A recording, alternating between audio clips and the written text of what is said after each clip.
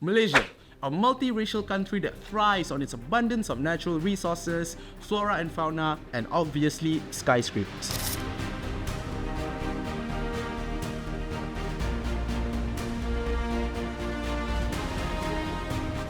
Have you ever wondered what Malaysia was before it became the country that we love today?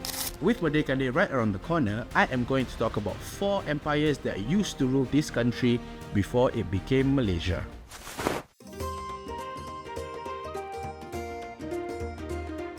In the first millennium, the major ethnic group in this peninsula was Malay. South Indian culture is visible through artifacts from the South Indian Pallava dynasty, dating from the 4th to the 5th century. The term Golden Peninsula was mentioned in the Ramayana, an ancient Indian epic, and historians believe that this was a reference to the Malay Peninsula. Also, shards of Chinese pottery found in Borneo are thought to be from the 1st century, which fits the Han dynasty's expansion. The Malay Peninsula was a key maritime trade route between China and India, as shown by various ancient artifacts found in the region. There were several kingdoms ruling the area in the 3rd and 4th century, with the most notable being Langkasuka, Gangganegara, and Kedah Tua. Have you ever wondered what was the first major empire that ruled over the Malay archipelago? The Srivijaya Empire ruled over the Malay Peninsula and Sumatra from the 7th to 13th century. Based in Palembang, Indonesia, they controlled the Strait of Malacca, which was a key trade route between China and India. In 1025, the Chola Empire captured Palembang, taking a lot of loot and the Srivijayan royal family. By the late 12th century, Srivijaya's power has faded, and they were reduced to a smaller kingdom. Their last ruler, Queen Sekerumong, was overthrown in 1288. The Majapahit Empire, which had been under Srivijaya's influence, then took over the region. In 1324, a Srivijayan prince named Sangnila Utama founded the Kingdom of Temasek, which is now Singapore, and ruled for 48 years. In 1401, the last ruler of Temasek, Parameswara, was kicked out by forces from Ayutthaya. He then travelled north to start the Sultanate of Malacca. How did Islam came to the Malay archipelago? Islam arrived in the Malay archipelago in the 13th century through Arab and Indian traders, ending the age of Hinduism and Buddhism. It was spread among the elites, and after a while it became accessible to the public. The port of Malacca was founded in 1400 by Parameswara, the prince from the previous chapter that fled Temasek to the north. Yeah, that one. He became a Muslim. Soon after, the Islamic way of life spread throughout the empire, and it became the most dominant religion among the Malays.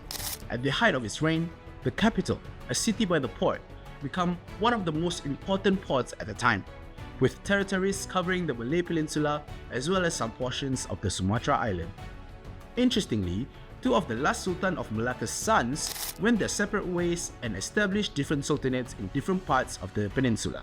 Muzaffar Shah established the Sultanate of Perak, and Alauddin Riayat Shah II established the Sultanate of Johor. Why did the Portuguese come to Malacca? The wealth that Malacca had accumulated attracted the attention of King Manuel I of Portugal, who sent Diego Lopes de Sequeira to establish contact with the empire. Although initially welcomed by the Sultan, the international Muslim trading community convinced Sultan Mahmud that the Portuguese were a threat to Malacca. In response, Sultan Mahmud ordered his troops to attack the Portuguese ships in the harbour. However, Diego Lopes Sequeira managed to escape. On orders from the King of Portugal, Alfonso de Albuquerque led on an expedition from Portugal to Asia and seized Malacca and used it as a base for activities in Asia.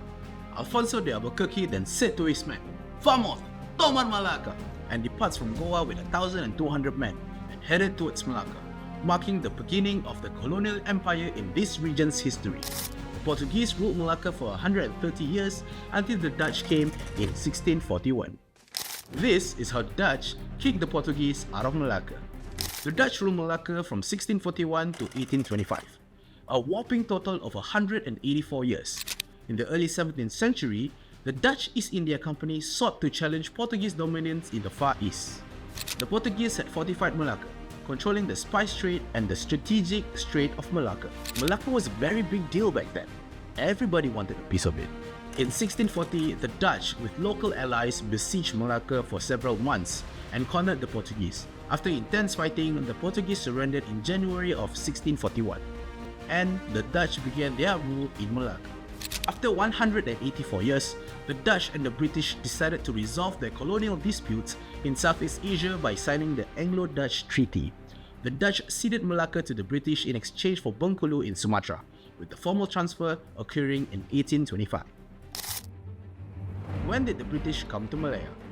The British arrived in Malaya in the late 18th century, establishing trading posts in Penang in 1786 and Singapore in 1890.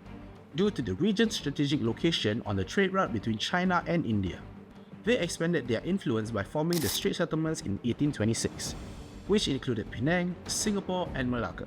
Control over the Malay Peninsula's tin and rubber resources was secured through treaties and the resident system, which placed local sultans under British advisory rule. By the late 19th century, British control was solidified with the creation of Federated Malay States in 1895 and the Unfederated Malay States.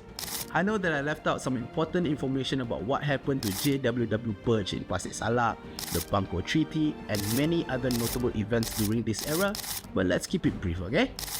British dominance continued until after World War II, when the push for independence led to Malaya gaining its freedom in 1957. Merdeka! Merdeka! Merdeka! Malaysia has been independent for 67 years. It is amazing to see how the land once ruled by empires and colonizers has transformed into what Malaysia is today. We always forget that Malaysia is still a young nation and we should be proud that we have made it so far. I hope our nation will continue to grow even stronger and thrive. Selamat Hari Merdeka everyone. Let's hope we all have our Jiwa Merdeka in us.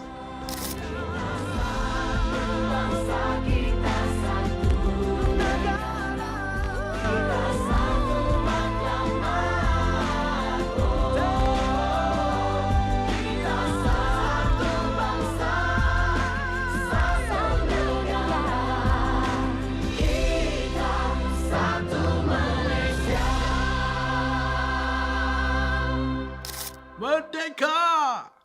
Merdeka! Merdeka!